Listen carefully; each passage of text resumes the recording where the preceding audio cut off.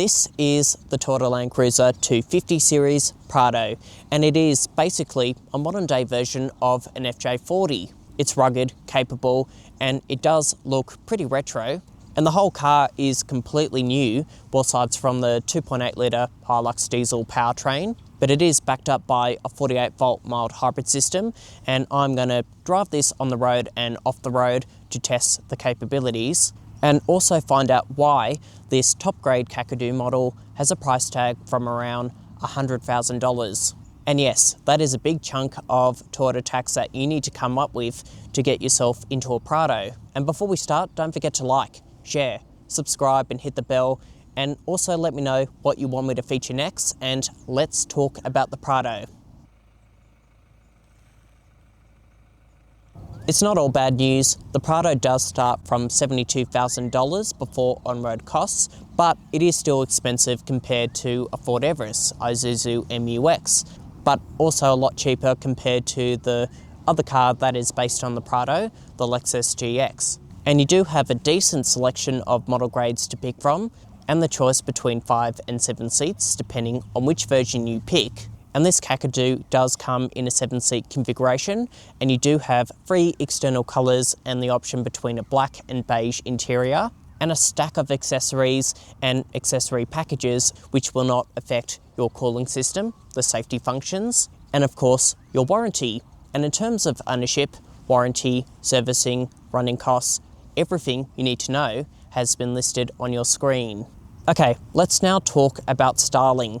So in my opinion, this body design does look fantastic, and I do believe that this does have much more character compared to a Ford Everest. And you also get very bright automatic LED headlights, which also entails an auto leveling function, auto high beam, washers down here to clean the headlights, which is very useful for off-road driving, LED fog lights. There's also a cooling vent over in the centre, recovery points down on the bottom, and a thin steel factory bash plate. And now the side view.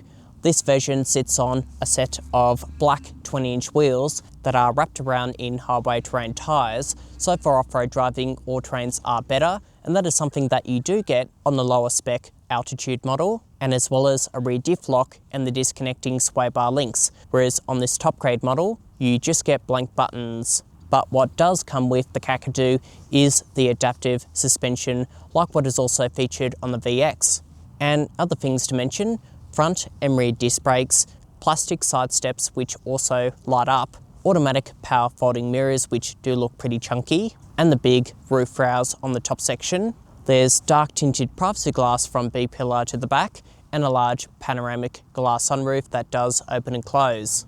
At the back, the Prado features a set of full LED rear combination lights, and the Kakadu gets black trim, black badging, and a black Land Cruiser Prado badge. And down the bottom, a cover for your towing package, and this button opens up the rear window, adding a practical element to the Prado, and the tailgate opens up like an SUV, whereas before it used to open up sideways. And the key benefit to this setup is if you are reverse parking at a shopping centre, this is going to be easier to open, and your full-size spare wheel is no longer on the tailgate. You are going to find that down the bottom. And finally, styling is subjective, so write down your feedback of what you think of the new Prado.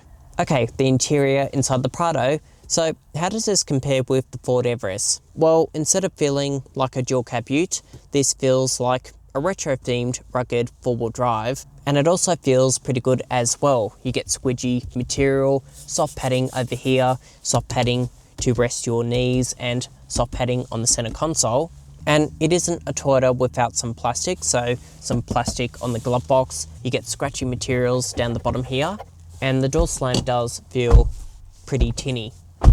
But you do get soft padding up the top here, soft along here, and soft where you rest your elbow. The steering wheel also feels nice to grip onto. It is leather wrapped, and that offers electronic tilt and reach adjustment, and you can also heat the steering wheel as well. The seats are also comfortable, as they do offer full electronic adjustment, and they are finished off in perforated accented leather. There's a climate control panel with physical buttons, and the front row seats can also be heated and ventilated. The driver also gets an extension along with power lumbar support and a seat memory function. And this infotainment system is a 12.3-inch touchscreen, and cycling between different menus, you can do that by pushing on these tabs on the right hand side. There are also shortcut buttons, voice recognition, and that also works with Siri, and both wireless Apple CarPlay and Android Auto, and that is what it looks like on the screen, so pretty crystal clear and responsive.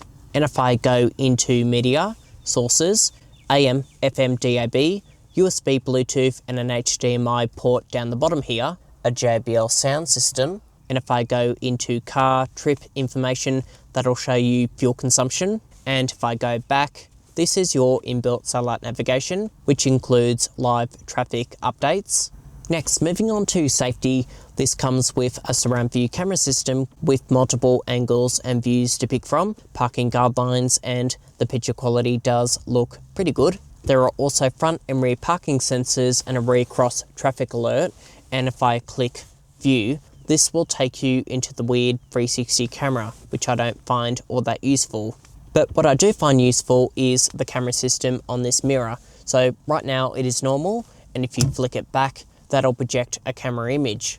And for 7-seaters, this is useful. There's also blind spot monitoring, a safe exit warning assist, a lane departure warning, and a lane keeping assistant, where this car has the ability to self-steer, adaptive cruise control that keeps you within distance between yourself and the vehicle in front, a driver monitoring system, and speed sign recognition. And this 12.3-inch screen is pretty configurable, not in terms of layout, but you can change between the 3 different boxes. And you can also save the configuration as well, which is pretty cool. And over the windscreen, a head-up display showing you speed and driver assistance. Moving on to the drive modes, you've got a dial down the bottom here, and for on-road driving, Eco, Comfort, Normal, Sport, Sports Plus, Custom, and for off-road driving, you just press MTS to go into Auto, and you can change between dirt, sand, mud, deep snow, and the car will set itself up for that terrain. And this button here enables your crawl control, which is your off-road cruise control that works with hill descent control. The Prado also runs in full-time four-wheel drive, and this lever here goes into four-wheel drive low range.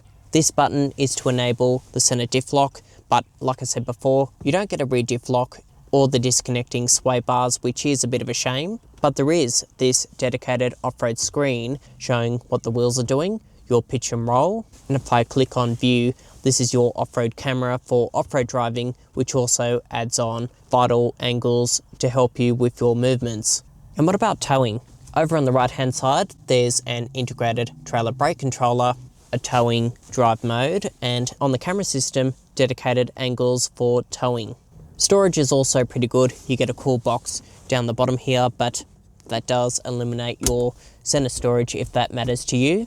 2 small cup holders for coffee cups, a wireless phone charging pad, 3 USB-C ports, and that HDMI port, a decent glove box setup, and vanity mirrors behind the sun visors, but no sunglasses holder, and the door bins are quite small, but there is enough room to squeeze in a large water bottle. The Prado is also an easy car to climb in and out, and you get a remote key, keyless entry, and push button ignition. Here in the second row with this seat set in my position, knee room is very good, toe room is good as well, headroom is pretty good, but in the middle you have a plastic piece which does eliminate knee room, toe room, and there isn't any space for middle passengers as well, but the seats do recline backwards and forwards, and that is going to allow more headroom, but there is no ability to move the seats forwards or backwards like what you can do in a Ford Everest. Map pockets behind the front row seats, grab handles up the top here, and directional air vents. The 2 outboard seats can be heated and ventilated. There's a climate panel over in the center, 2 USB-C charging ports, and a 12-volt socket. The door bins are quite small, but you can just fit a large water bottle. Over here, a flip down armrest with 2 small cup holders. And finally, for child seats, the 2 outboard seats are ISOFIX compatible, and behind me, 3 top tether points. Here in the third row, if I place this seat into position, knee room is okay, but toe room is very tight. And as I said, the seat doesn't slide forwards or backwards, and if you recline it back, that is going to eliminate knee room. Headroom is okay, and you can also recline this back, giving you even more headroom. And you do also have two USB-C charging ports and two cup holders on both sides. Air vents over on the top here, grab handles and a light. But it is worth pointing out that there are no ISOFIX or top tether points. And like on most body-on-frame SUVs, the third row is only suitable for short trips and small children.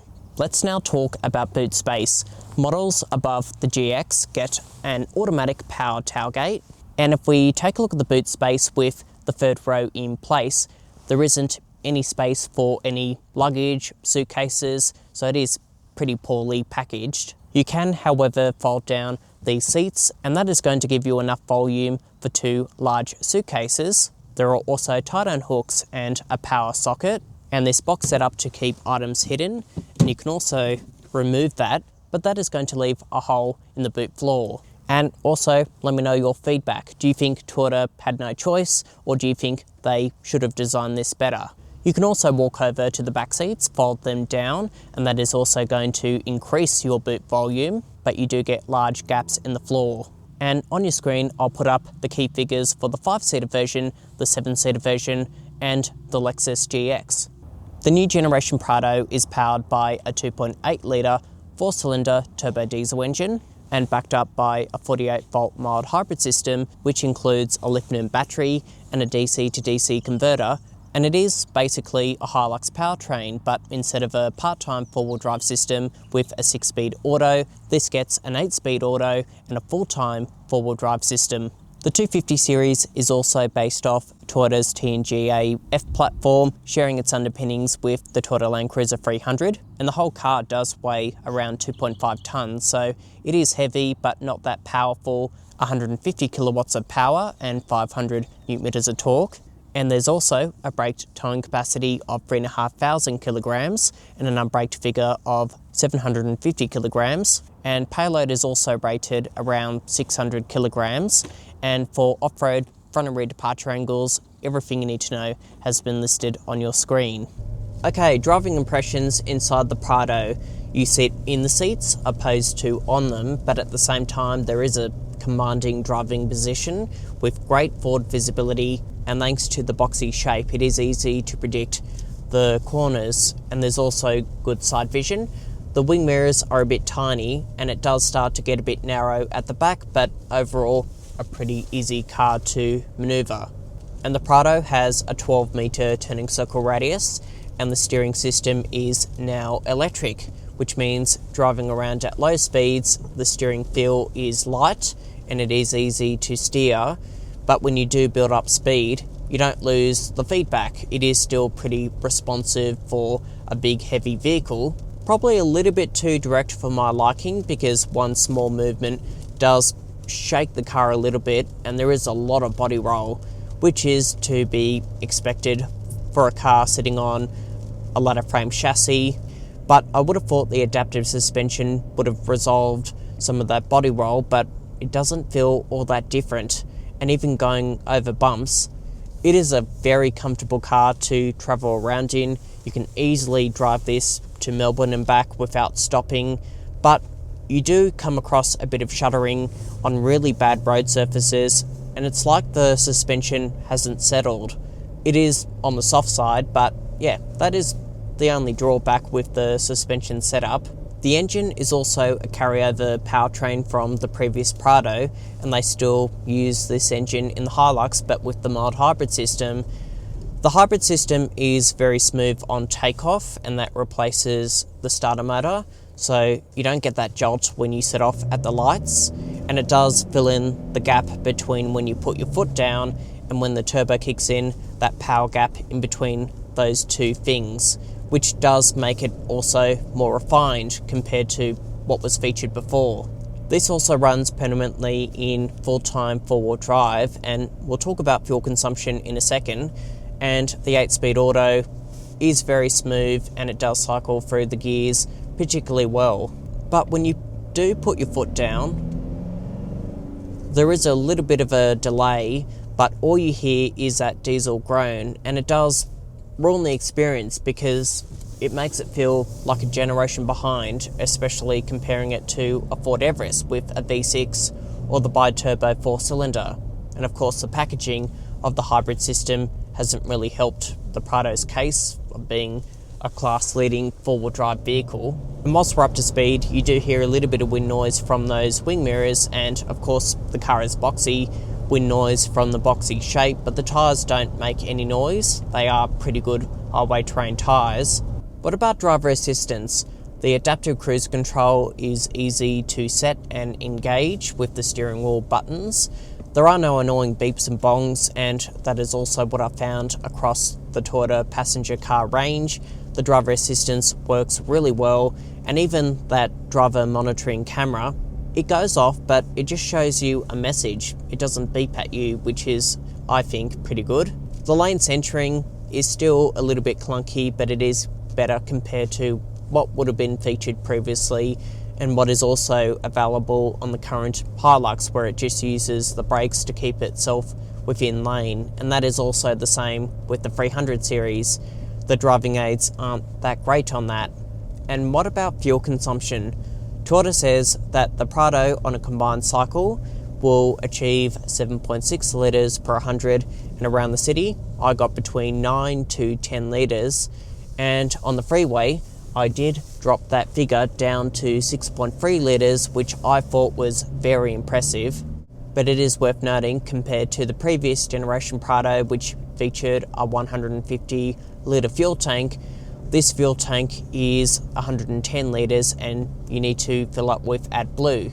But I still think those are decent fuel consumption figures for this class of vehicle, and you'll still get a lot out of the tank, but let me know in the comments down below if you think that is acceptable. Okay, driving impressions off-road. I've left the system in its four-wheel drive high range setting because the Prado does have a permanent four-wheel drive system, and I'm going to engage MTS, the multi-terrain select. And this isn't going to be a hardcore off-road video, it is just to get an idea on how everything works. So going up this hill, it is a little bit muddy, and this car has been fitted with highway terrain tyres, but going very slowly. A little bit of wheel slip, but it is basically walking up here. And what does this function do? DAC crawl. Well, if I engage that, that is your off-road cruise control that works with your hill descent control. And as you can see, I've got my feet off the pedals, the car is going down for me, and compared to any other hill descent control which I have tested, especially going through this muddy section, hear that? You can't hear any mechanical components, the traction control kicking in and all of those funny noises, so it is very smooth. You do need to set it to go a bit slow, because if you don't set the system yourself, it does go a little bit too fast for my personal liking, but so far that is pretty good. Now let's go back up the hill and engage four-wheel drive low range, and going back up this hill, I'll just straighten up the steering wheel. Okay, compared to four-wheel drive high range, the wheels aren't slipping. Wow, look at that. That's pretty impressive, considering that we do not have all-terrain tyres. I do also like the forward-facing camera that shows you the direction your wheels are facing, and also your side views. That is pretty useful, I think.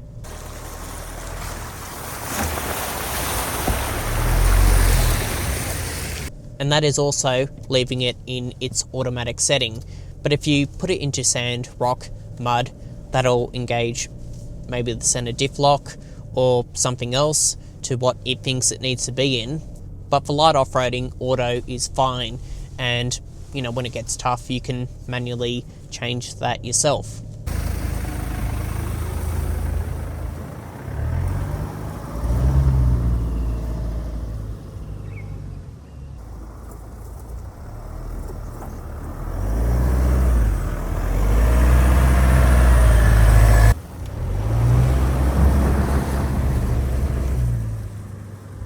It would improve the capability if this car was sitting up a bit higher, because the clearance isn't that great. You sometimes do feel mud touching the bottom of the car if you are going on tricky surfaces.